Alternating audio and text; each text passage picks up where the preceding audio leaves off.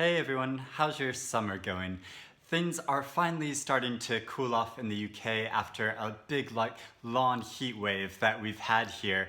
And I read a book over the past several days which feels like my perfect summer read. And I don't usually go for like the typical summer book read recommendations, and definitely not the kind of books that are meant to be read on a beach. Like, I think reading on a beach is a really bad idea, and I never enjoy it. I get sweaty and there's bugs and your kids are kicking sand at me.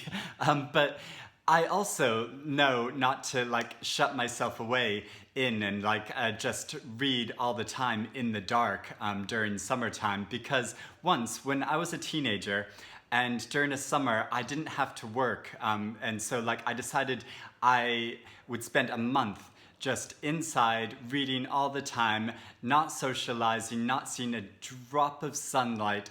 And so I just stayed in and I had a pile of books, and so I was reading As I Lay Dying by Faulkner and The Brothers Karamazov by Dostoevsky. And after a week I sat there and thought, I am so depressed. And I was like, why am I depressed? And it was like, well, yeah, duh, because you haven't been going outside, you haven't been seeing anyone, and you're reading this really sad literature. So I know, now I want to try to strike a balance. But I do like how the experience of a novel can be enhanced when the feeling of it matches the weather outside. So, for instance, last summer, my favorite summer read was this novel called Can You Hear Me by Elena Varvello, and it was translated by Alex Valente. And the story is a coming-of-age literary thriller set in a sweltering hot summer in Italy.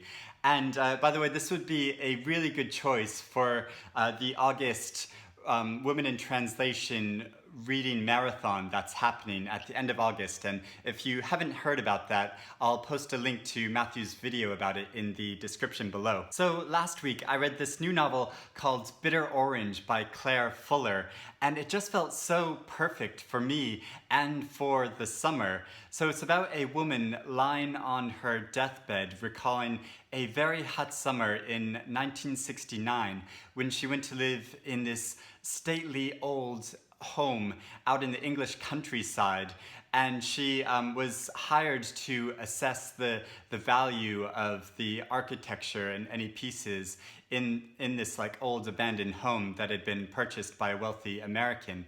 And she's there with two other people who are also working there, and it's about how they sort of, rather than working to assess the place as they should, they get caught uncovering all of the mysteries of the many generations of the family that had lived there and gradually died out over the years, and also in this tangled friendship with each other. So the central character, Frances, is an extremely solitary individual. Even though she's in her late 30s, she never really knew anybody in her life, didn't have any friends or relationship throughout her life. She just lived with her mother and cared for her mother until the mother's death.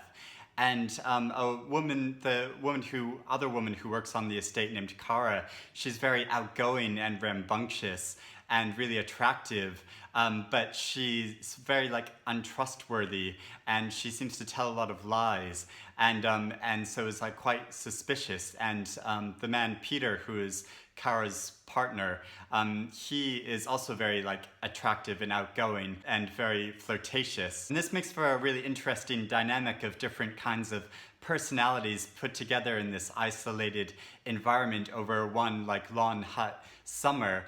And also it's set in such a creepy old mansion, so it has that sort of creepy old mansion novel feel, where it's so atmospheric and a bit gothic, and I love a bit of gothicness in my fiction.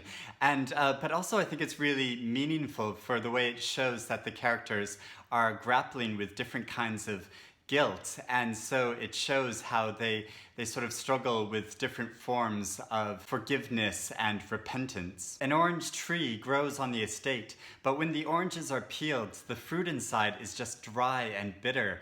And I thought this was such a good metaphor for the way that people's outward appearances can be so attractive, but sometimes on the inside there's nothing but a waste of potential. So this is a new book that I'd really recommend if you're looking for a good summer novel. But let me know if you've read it and what your thoughts are about it, or if you've read Claire Fuller's two other previous novels. This is her third novel, and both of her other books are really excellent in different kinds of ways. So I hope you're doing well. Let me know if you have any other good summer reads too that aren't like your typical beach reads.